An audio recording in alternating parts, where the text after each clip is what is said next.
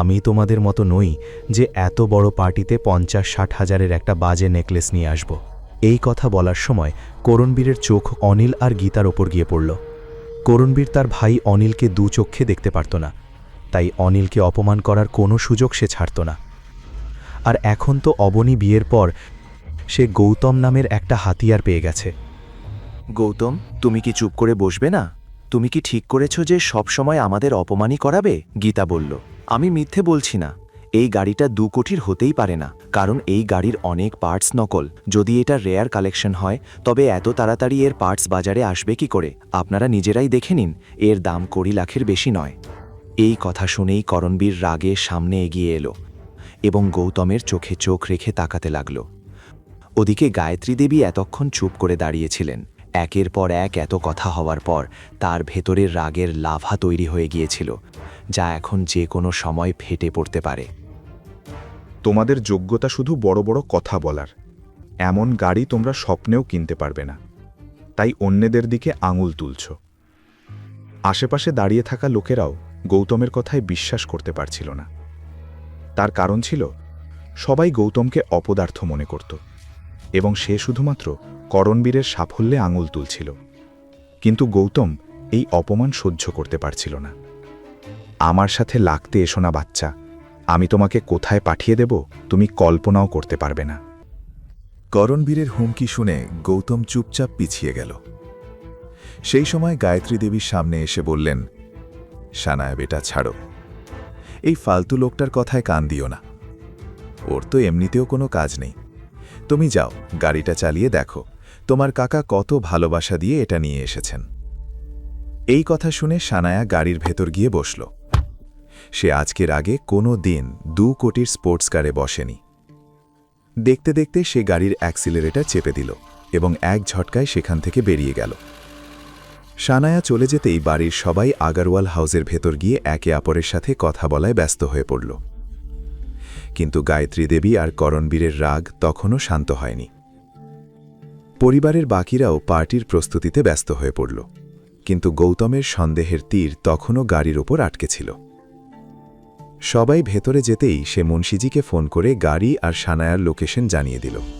অন্যদিকে সানায়া গাড়ি ড্রাইভ করতে করতে হাইওয়েতে পৌঁছে গিয়েছিল। একদিকে তার মনের সিদ্ধার্থের সাথে বিয়ের খুশি ছিল, অন্যদিকে গাড়ি পাওয়ার আনন্দ, যার জন্য সে এক মুহূর্তের জন্য সবকিছু ভুলে গিয়েছিল। কিন্তু কিছুক্ষণের মধ্যেই তার সেই খুশি হাওয়ার মতো মিলিয়ে গেল যখন সে হাইওয়ের মাঝখানে অনেক পুলিশকে ব্যারিকেড দিয়ে দাঁড়িয়ে থাকতে দেখল। পুলিশদের দেখা মাত্রই সানায়া গাড়ি একপাশে দাঁড় করিয়ে দিল। সানায়া রেগে ইন্সপেক্টরকে বলল, হোয়াট দ্য হেল, আমাকে কেন আটকানো হলো? ইন্সপেক্টর উত্তর দিলেন, আমরা চুরির গাড়ি খুঁজছি, যা অন্য শহর থেকে চুরি করে যোধপুরে মডিফাই করা হচ্ছে। আমার সন্দেহ আপনার গাড়িটি সেগুলোর মধ্যে একটি, তাই আপনাকে জিজ্ঞাসাবাদ করতে হবে। সানায়া বিরক্ত হয়ে বলল, কি বলছেন অফিসার, আপনার বোধহয় কোনো ভুল হচ্ছে। এই গাড়িটা আমার কাকা আমাকে বিয়ের উপহার হিসেবে দিয়েছেন, এটা চুরির হবে কিভাবে? আচ্ছা, তাহলে তো আমাদের আপনার কাকার সাথে দেখা করতে হবে।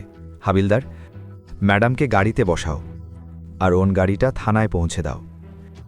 ইন্সপেক্টরের কথা শুনে হাবিলদার এক ঝটকায় গাড়ি নিয়ে বেরিয়ে গেল। চলুন ম্যাডাম, আপনার কাকার কাছে। সানায়া কাঁদতে কাঁদতে বলল, স্যার প্লিজ এমন করবেন না, আজ আমার আংটি বদল। আপনি যদি পুলিশের সাথে সহযোগিতা করেন তবে হয়তো আপনার আংটি বদল ভালোভাবেই মিটে যাবে। সানায়া চুপচাপ পুলিশের গাড়িতে গিয়ে বসল।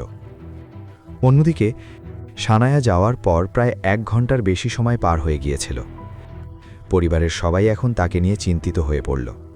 তার ওপর যে কোনো মুহূর্তে রঘুবীর পণ্ডিত সপরিবারে আগরওয়াল হাউসে পৌঁছে যাবেন।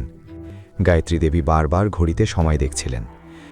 আংটি বদলের আনন্দ তার মুখ থেকে উধাও হয়ে গিয়েছিল।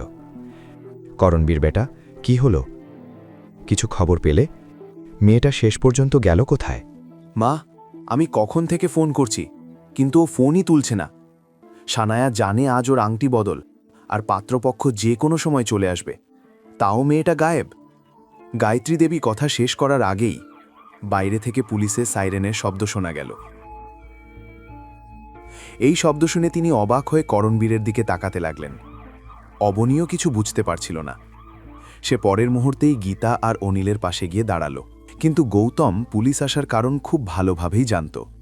ইন্সপেক্টর সাহেব, কি হয়েছে? আপনারা হঠাৎ? গায়ত্রী দেবী কথা মাঝপথে থামিয়ে সানায়াকে দেখতে লাগলেন, যার চারপাশে পুলিশ দাঁড়িয়েছিল।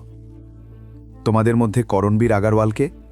এটি শুনেই গায়ত্রী দেবী অবাক হয়ে করণবীরের দিকে তাকাতে লাগলেন।